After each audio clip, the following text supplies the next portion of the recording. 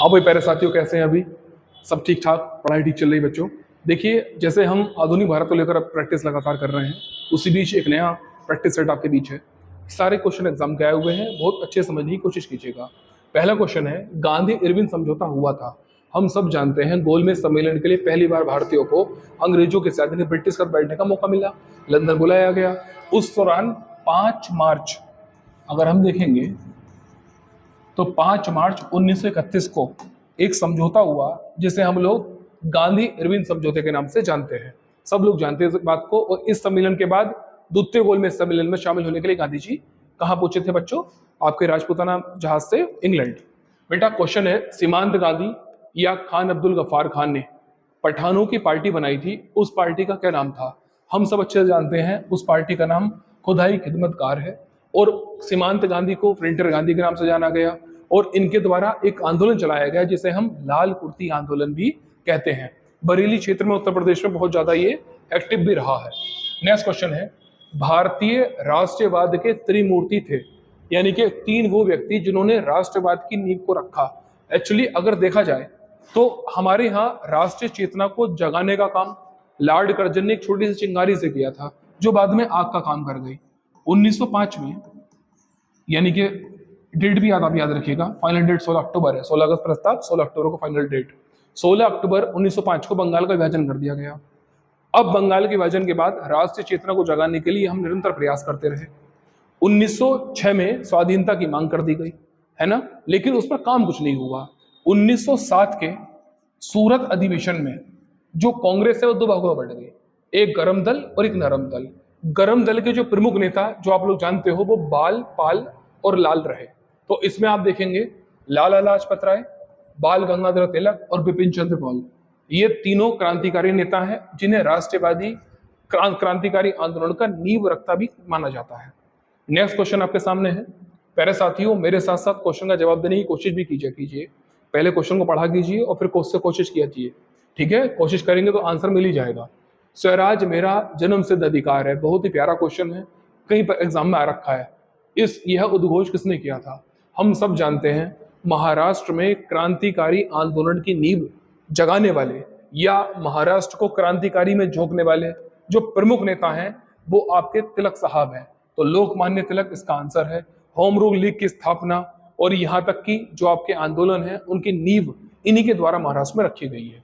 Question है, भारत छोड़ो आंदोलन 1942 में किस महीने को आरंभ हुआ? प्यारे साथियों, हम सब जानते हैं ग्वालियर टैंक मैदान मुंबई में 7 अगस्त 1942 को। अब आंसर तो आपको मिल ही गया होगा यहाँ से। 7 अगस्त 1942 को एक सम्मेलन का आयोजन करा गया जिसका मुख्य उद्देश्य था भारत से अंग्रेजों को हटाना।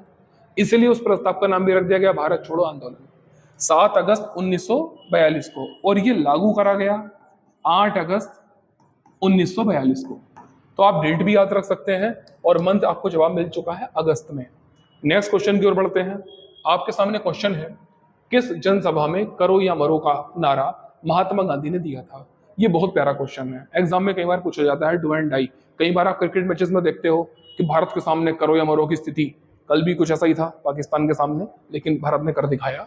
देखिएगा, तो क्वेश्चन है किस जनसभा में। तो प्यारे साथियों, अभी जो बात आपसे चल रही थी भारत छोड़ो आंदोलन को लेकर, मुंबई में ग्वालियर टैंक की बात चल रही है, वहीं पर बेटा इस बात को या इस नारे को कहा गया। और इस नारे का समर्थन करने वाला क्रांतिकारी आपसे कोई पूछ ले तो याद रखिएगा सरदार पटेल है। वल्लभ भाई पटेल ने इसका समर्थन दिया और इस दौरान अपना एक अभिभाषण भी दिया।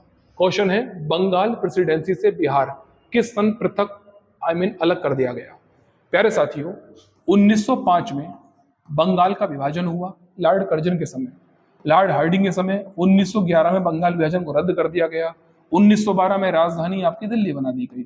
और 1936 में जब हमारे यहाँ प्रांतीय विस्तार किया गया तो 1936 में उड़ीसा को बंगाल से अलग कर दिया गया।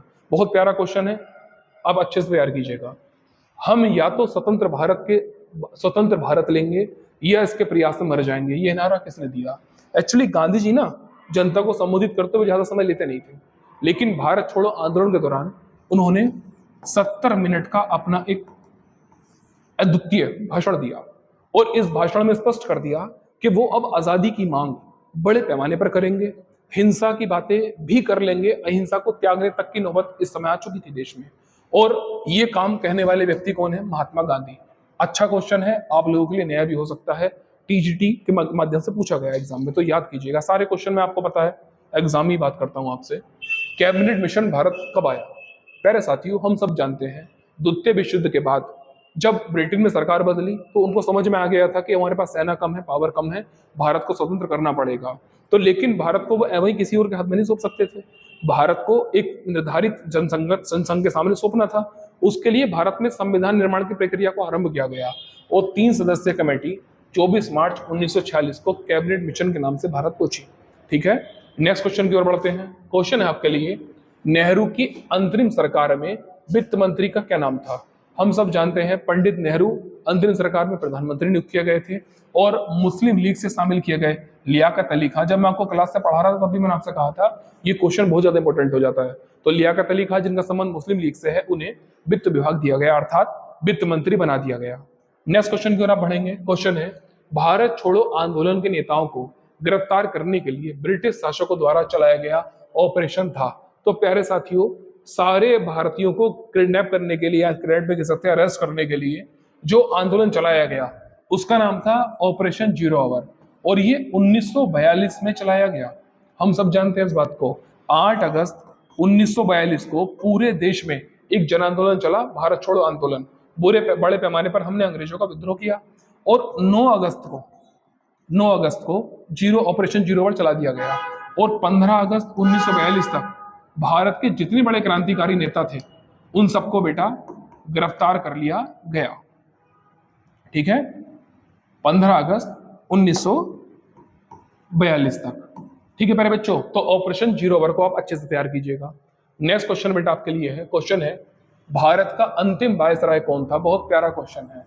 अंतिम वायसराय, प्यारे बच्चों, हम सब जानते हैं 1857 की क्रांति के बाद भारत में ब्रिटिश साम्राज्य का एक नया अध्याय जुड़ा, 1858 का एक्ट।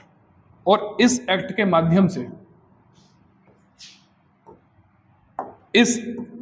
माध्यम से भारत का जो गवर्नर जनरल था, अब गवर्नर जनरल ना होकर क्या बना था? वायसराय। और वायसराय की सहायता के लिए इंग्लैंड में सचिव और सबसे अपर पोजीशन पर होती महारानी विक्टोरिया, यानी कि ब्रिटेन का ताज, ब्रिटिश क्राउन।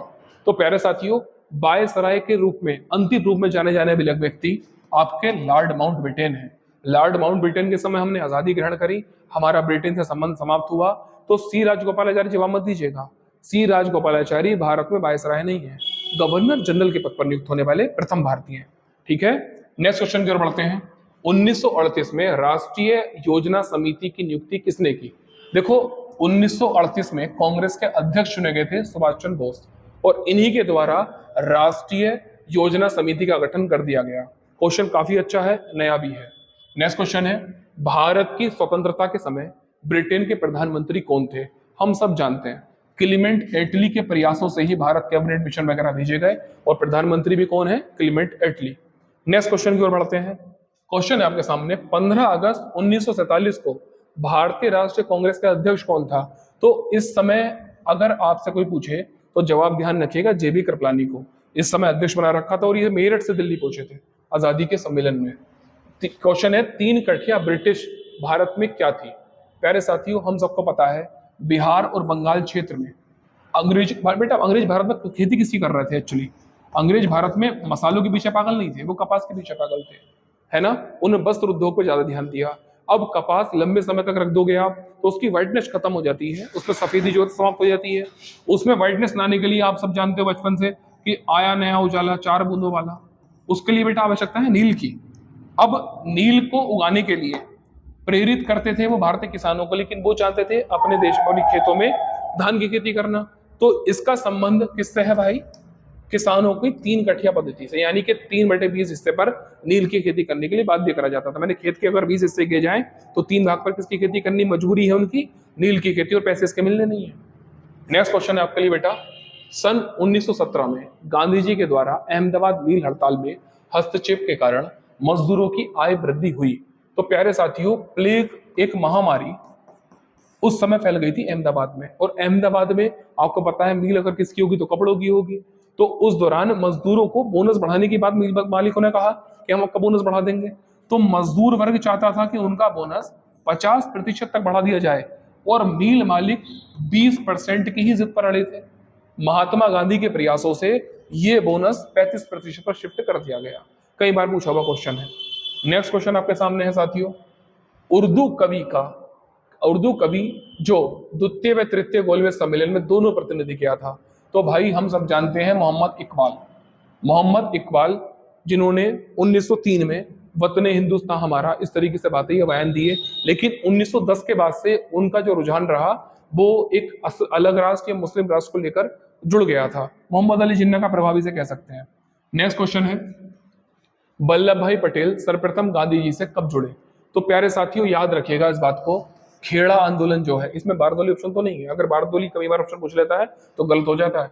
खेड़ा आंदोलन का संबंध वल्लभ भाई पटेल से है, जिसमें बेटा गांधी जी से उनकी मुलाकात हुई और गुजरात की क्रांति को लेकर नई नई मांग की गई। आज का लास्ट क्वेश्चन आपके लिए है बच्चे, भारत छोड़ो आंदोलन के दौरान सामंतर सरकारों का उद्भव एक प्रमुख विशेषता थी। अगस्त 1942 में बलिया पूर्वी उत्तर प्रदेश में इस प्रकार की समांतर सरकार का नेतृत्व कौन किसने किया है, नेता कौन था? बहुत शानदार क्वेश्चन है, चीतू पांडे। और मजे की बात यह है समांतर सरकार बनाई ही नहीं, एक लंबे अरसे तक चलाई, लंबे अरसे तक, और फिर इसका प्रभाव बिहार में भी देखने को मिलता है। प्यारे साथियों इसी प्रकार से प्रैक्टिस करते रहिए, आगे बढ़ते रहिए, भविष्य के लिए आपको शुभकामनाएं। Thank you.